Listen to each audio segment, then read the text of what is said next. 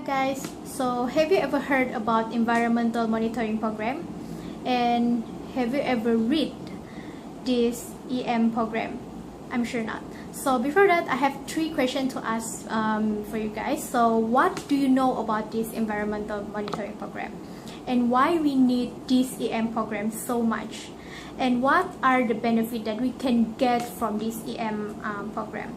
So before that, here is the introduction of how the EM program work in our country. So environmental monitoring is a tool for detecting the improvement or the degradation in the health of the ecosystem in order to assess the current status of the environment in order to protect it against the potential damage from the human activities out there.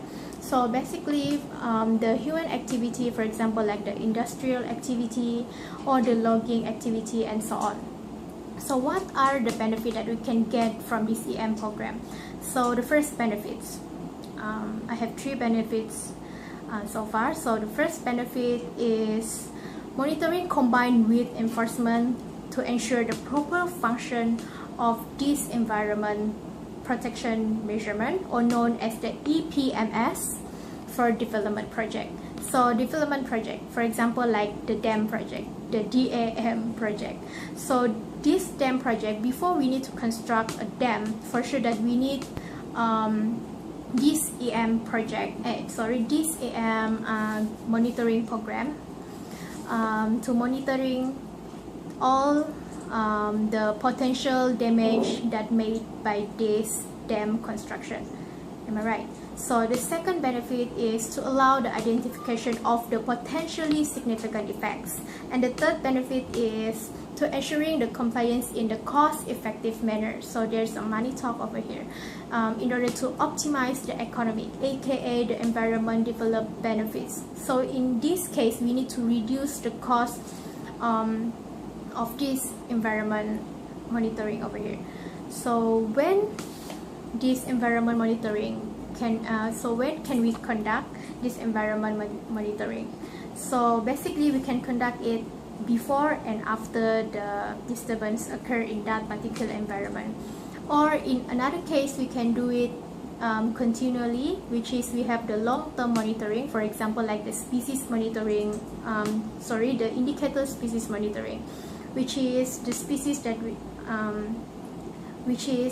we need to monitor the species that is very sensitive to that kind of environment, because it will cause that species will cause the environment change, a huge environment change.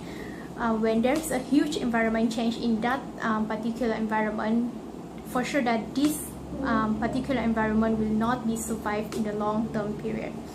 So who are going to conduct this EMP program?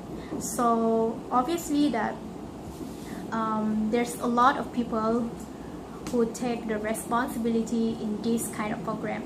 So here is the list of who are the people that should be the one that responsible in this EMP program. So the first person will be the environmental consultant, the professions and the technician of this environmental people, and the engineering consultant, the profession, technologies and technician of this engineering stuff, the industry stakeholder for sure, and the project manager of that particular project itself. So there are the main people who are contribute much in this environmental monitoring program.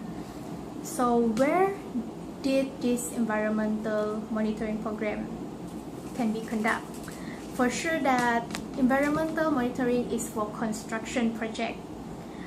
For example, like just now what I mentioned about the dam program, the DAM program. So for sure that this kind of dam construction,